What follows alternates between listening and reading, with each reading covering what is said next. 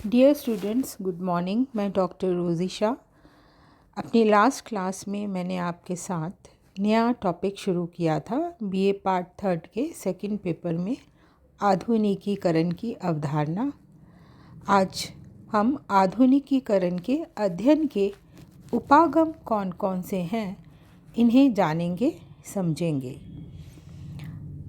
आधुनिकीकरण की अवधारणा से संबंधित विभिन्न विचारों से ये बात तो स्पष्ट हो गई है कि आधुनिकीकरण का कोई एक सर्वसम्मत अथवा निश्चित प्रारूप नहीं है।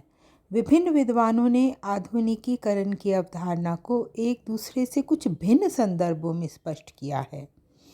ये उपागम मुख्य रूप से संरचनात्मक, आर्थिक, सांस्कृतिक, उद्विकासवादी हैं।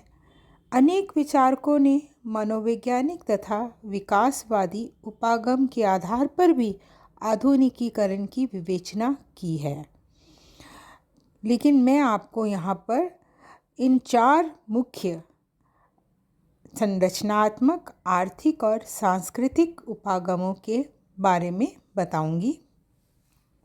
सबसे पहले मैं आपको संरचनात्मक उपागम के संबंध में बताने जा रही हूँ।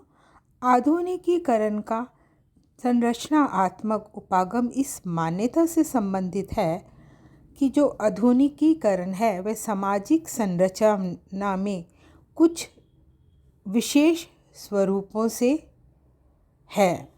इसका मैं उदाहरण आपको बताने जा रही हूँ। व्यापक स्तर पर होने वाला प्रवास, राजनीतिक शक्ति में होने वाला परिवर्तन, पूर्व औद्योगिक नगरों की जगह वाणिज्य के नए केंद्रों का उदय, परिवार और विवाह जैसी संस्थाओं में होने वाला व्यापक परिवर्तन, अविभेदीकृत सामाजिक संबंधों का विभेदीकृत व्यवस्था में परिवर्तन होना, आधुनिक मूल्यों पर आधारित नई वर्ग संरचना आदि ऐसी दशाएं हैं जो संरचनात्मक आधार पर आधुनिकीकरण की विवेचना से जुड़ी हुई हैं। इस तरह का आधुनिकीकरण सबसे पहले यूरोप में फ्रांस की क्रांति के फलस्वरूप शुरू हुआ और इसके अंतर्गत एक सामंतवादी संरचना की जगह लोकतांत्रिक सत्ता का उदय होने से यूरोप में आधुनिकीकरण से संबंधित दशाएं विकसित होने लगी थी। आधुनिकीकरण का ये संरचनात्मक प्रारूप मॉडल शुरू में मैक्स वेबर की जो रचनाएं थी, मैक्स वेबर जिनके बारे में मैं आपको फर्स्ट पेपर में बता चुकी हूँ, मैक्स वेबर की जो रचनाएं थी उनमें स्पष्ट हुआ, जबकि बाद में इसी संबंध में पार्सन ने भी इन्हें एक व्यवस्थित रूप दिया। और इसके अलावा प्रोफेसर जर्मनी ने भी आधुनिकीकरण की विवेचना संरचनात्मक उपागम के आधार पर की। मैक्स वेबर के विचारों को इस संबंध में जानना बहुत ज़रूरी है। मैक्स वेबर ने, मैंने आपको सत्ता की अवधारणा बताई है और समझाई है। मैक्स वेबर ने सत्ता की अवधारणा को सामाजिक संरचना का आधार मानते हुए स्पष्ट किया कि परंपरागत समाज से आधुनिक समाज की ओर होने वाला परिवर्तन सत्ता की प्रकृति में होने वाले परिवर्तन का ही परिणाम है। ऐसा मैक्स वेबर मानते हैं। इस तथ्य को उन्होंने सत्ता की ऐतिहासिक विवेचना द्वारा भी स्पष्ट किया। वेबर अनुसार आरंभिक परंपरागत समाजों में चमत्कारी सत्ता की प्रधानता थी, मुख्यता थी, जिसके अंतर्गत राजा की सत्ता कुछ दैवकीय विश्वासों पर आधारित थी।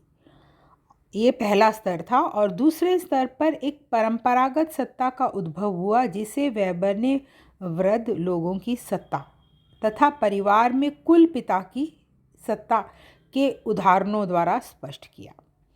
भारत की परंपरागत सामाजिक संरचना में वृद्ध लोगों की पंचायत के अधिकार भी सत्ता के इसी रूप को ही स्पष्ट करते हैं।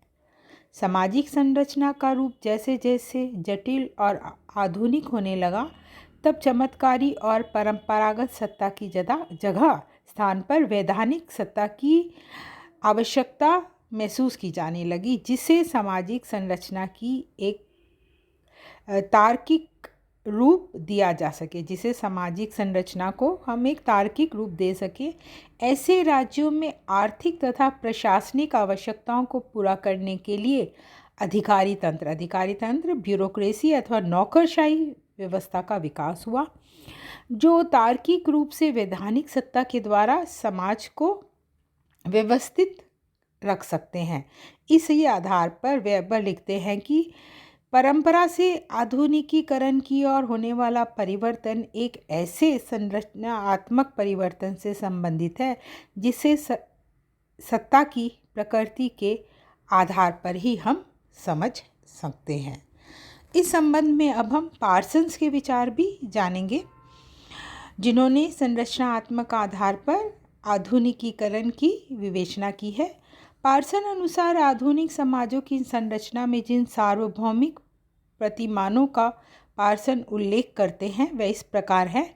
नातेदारी व्यवस्था पर आधारित प्रदत्त परिस्थिति की जगह अर्जित परिस्थिति पर आधारित स्तरीकरण। प्रदत्त परिस्थिति जो जन्म से प्राप्त होती है, अर्जित परिस्थिति जिसे हम अपनी योग्यता, कार्यकुशलता, मेहनत, उपलब्धियों के आधार पर प्राप्त करते हैं। दूसरा, सामाजिक संस्थाओं के द्वारा ऐसे सांस्कृतिक प्रतिमानों की वैधता को स्वीकार करना जो धार्मिक परंपरा पर आधारित ना हो। तीसरा, सामूहिक लक्ष्यों की प्राप्ति के लिए एक विकसित नौकरशाही संगठन। चौथा, मुद्रा पर आधारित बाजार व्यवस्था। और पांचवा, एक सार्वभौमिक न्याय व्यवस्था का विकास। और 6th पॉइंट है जो उन्होंने है इसके अंतर्गत पार्सन्स ने बताया, वह है नीतियों के निर्धारण के लिए चुने हुए प्रतिनिधियों द्वारा लोकतांत्रिक व्यवस्था का संचालन। पार्सन ने सामाजिक व्यवस्था के संदर्भ में सामाजिक संरचना की प्रकृति स्पष्ट की है। सामाजिक संरचना में व्यक्तिवादी ढंग से चिंतन करना एक मुख्य विशेषता है और ऐसा चिंतन व्यक्ति के अपने बारे में अथवा अपने परिवार, जाति, कबीले, नातेदारी या क्षेत्र तक ही सीमित होता है तथा व्यक्ति के लक्ष्यों की परिधि बहुत छोटी होती है। परंपरागत सामाजिक संरचना की दूसरी जो विशेषता है वह है व्यक्ति को मिलने वाली एक ऐसी सामाजिक परिस्थिति जिसका निर्धारण उसकी जाति, प्रजाति, परिवार, लिंग अथवा आयु के आधार पर होता है और इसे हम प्रदत्त परिस्थिति कहते हैं, जिसमें व्यक्ति की योग्यता और कुशलता का कोई महत्व नहीं होता। रागात्मकता का अभिप्राय है कि लोगों के बीच स्थापित होने वाले उन भावात्मक संबंध जो किसी विशेष प्रकार के राग अथवा द्वेष पर आधारित होते हैं, यानी इनका संबंध कर्ता की आंतरिक प्रेरणाओं और स्वयं अपनी आवश्यकताओं की संतुष्टि से होता है। ऐसी सामाजिक संरचना में एक सत्तावादी व्यक्ति अपने अधीन काम करने वाले लोगों का चुनाव करते समय इस बात का विशेष ध्यान रखता है कि नियुक्त किए जाने वाले व्यक्ति की और जो रख रहा है यानी जो रखने वाला है उसके प्रति श्रद्धा कितनी है। परंपरागत सामाजिक संरचना की चौथी विशेषता मिश्रित प्रकृति है।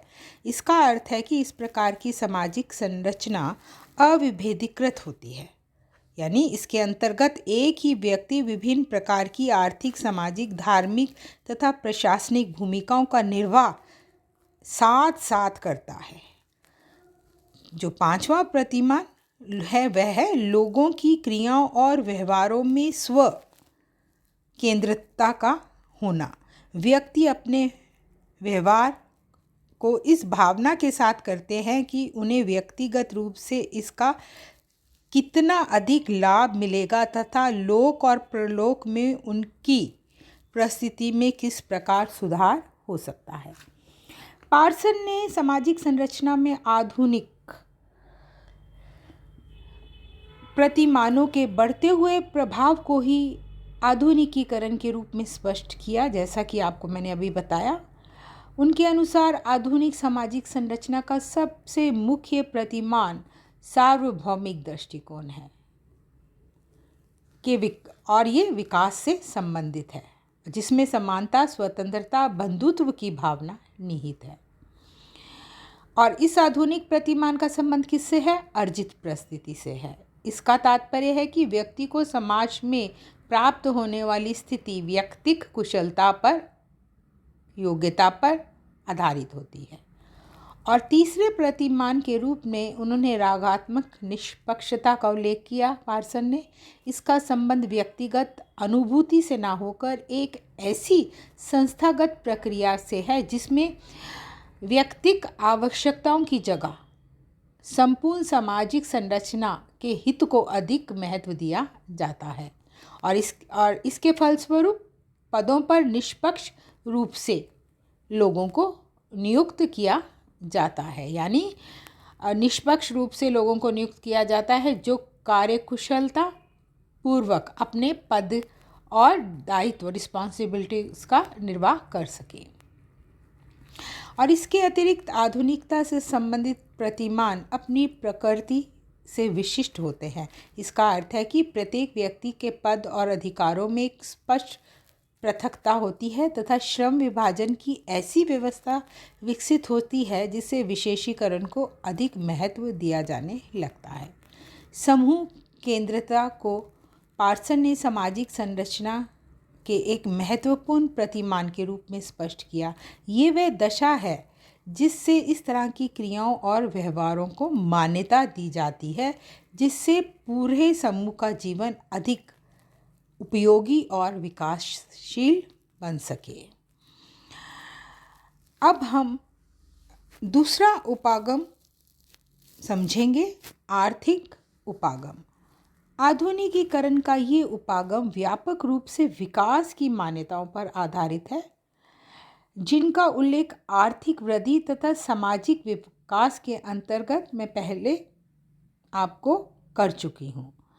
इसका तात्पर्य है कि अनेक विचारक ये मानते हैं कि, जो मैंने आपको पहले चर्चा की थी उसी के आधार पर कह रही हूँ कि अनेक विचारक ये मानते हैं कि आधुनिकीकरण की विवेचना राष्ट्रीय आय तथा प्रति व्यक्ति आय में वृद्धि, उत्पादन के साधनों के तार्किक उपयोग, आर्थिक विकास की दीर्घकालीन नीतियों तथा सामाजिक विकास से जुड़ी हुई एक नियोजित अर्थव्यवस्था के आधार पर की जा सकती है।